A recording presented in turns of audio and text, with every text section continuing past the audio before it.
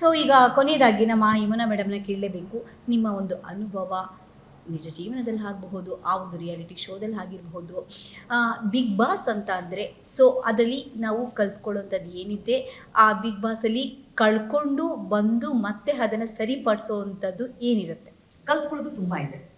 ಒಂದೊಂದು ಪಾಯಿಂಟ್ಸ್ ನಾವು ಹೇಳ್ತಾ ಇದ್ರೆ ಎಂಡಮಾಲ್ ಕಂಪ್ನಿಯವರು ಏನ್ ಇದನ್ನ ಬಿಗ್ ಬಾಸ್ ಅಂತ ಒಂದು ತಯಾರು ಮಾಡಿದ್ದಾರೆ ಸ್ಟ್ರಕ್ಚರ್, ಅದರಲ್ಲಿ ಕಲ್ತ್ಕೊಳ್ಳೋದು ಸಾಕಷ್ಟಿದೆ. ಒಂದು ಯಾವಾಗಲೂ ಜೀವನದಲ್ಲಿ ಅಲರ್ಟ್ ಆಗಿರ್ಬೇಕು ಅನ್ನೋದು. ಅಲ್ಲಿ 20 ಕ್ಯಾಮ್ರಾ ಹಾಕೋದು, 100 ಕ್ಯಾಮ್ರಾ ಹಾಕೋದು ಅದೇ ಕಾರಣಕ್ಕೆ. ಎಲ್ಲರೂ ಸೇನಾನಿಗಳಿದ್ದಾರೆ ಸುತ್ತಮುತ್ತ. ನಮ್ಮ ಸಮಾಜದಲ್ಲೂ ಕೂಡ ಹೇಗೆ ಜನರು ನಮ್ಮ ಮೇಲೆ ಕಣ್ಣಿಟ್ಟಿರ್ತಾರೋ, ಬಿಗ್ ಬಾಸ್ ಮನೆಯೊಳಗೆ ಕ್ಯಾಮ್ರಾಗಳ ಕೆಲಸವನ್ನ ಮಾಡ್ತಾ ಇರುತ್ತೆ. ಬಿಗ್ ಬಾಸ್ ಮನೆಯೊಳಗೆ ಏನ್ ನಡೆಯುತ್ತೋ ಹೊರಗಡೆನೂ ಅದೇ ನಡೆಯುತ್ತೆ. ಇಲ್ಲಿ ಕ್ಯಾಮ್ರಾಗಳಿಲ್ಲ, ಅಲ್ಲಿ ಕ್ಯಾಮ್ರಾಗಳಿದೆ, ಅದೊಂದು ವ್ಯತ್ಯಾಸ. ಆಮೇಲೆ ಜಗಳ ಅಂತ ನೋಡಿದಾಗ, ಈಗ ಒಂದು ಮನೆ ಒಳಗೆ 4 ಜನ ಇದ್ದಾಗ ನ್ಯಾಚುರಲಿ ಜಗಳ ಆಗೇ ಆಗುತ್ತೆ. ದಿನ ಒಬ್ಬೊಬ್ರು ಮುಖ ನೋಡ್ಕೊಂಡಾಗ ನಗಾಡ್ಕೊಂಡು ಚೆನ್ನಾಗಿದೆ ಅಂತ ಯಾರ ಮನೆಯಲ್ಲೂ ಇರೋದೇ ಇಲ್ಲ. ಮನಸ್ತಾಪಗಳು ಬರುತ್ತೆ, ಜಗಳಗಳು ಬರುತ್ತೆ, ಏರುಪೇರು ಬರುತ್ತೆ. ಇಲ್ಲಿ ಕಾಣಿಸಲ್ಲ, ಅಲ್ಲಿ ಕ್ಯಾಮ್ರಾ ಇರೋದ್ರಿಂದ ಕಾಣಿಸುತ್ತೆ. ಅದೊಂದೇ ವ್ಯತ್ಯಾಸ.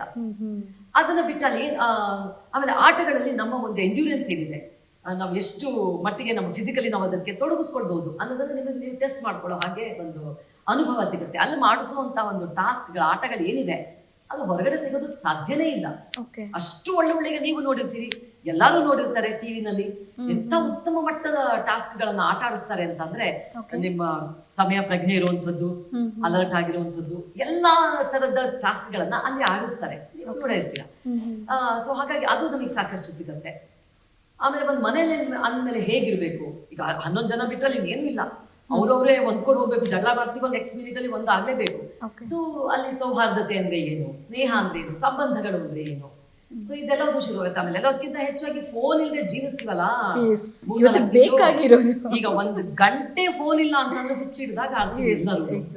ಅದು ಮೇನ್ ಆಗಿ ಅಲ್ಲಿ ಅದು ನಿಮ್ಮ ಒಂದು ಸ್ಟ್ರೆಂತೆ. ಹೀಗಾಗಿ ಕಲ್ತ್ಕೊಂಡು ಬರುವಂತದ್ದೇ ಜಾಸ್ತಿ ಇರೋದು ಬಿಗ್ ಬಾಸ್ ಮನೆ. ಕಳ್ಕೊಂಡು ವಾಪಸ್ ಬಂದು ಅಂತೇನೋ ಹೇಳಿದ್ವಿ ನೀವು. ಮನೆಯೊಳಗೆ ಕಳ್ಕೊಳ್ಳುವಂಥದ್ದು ನಾನೇನು ಖಂಡಿತವಾಗಿ ನೋಡಿಲ್ಲ. ಯಾಕೆ ಕಳ್ಕೊಳ್ಳುವಂಥದ್ದು ನಾನು ಆ ಮನೆಯೊಳಗೇನು ನೋಡಿಲ್ಲ.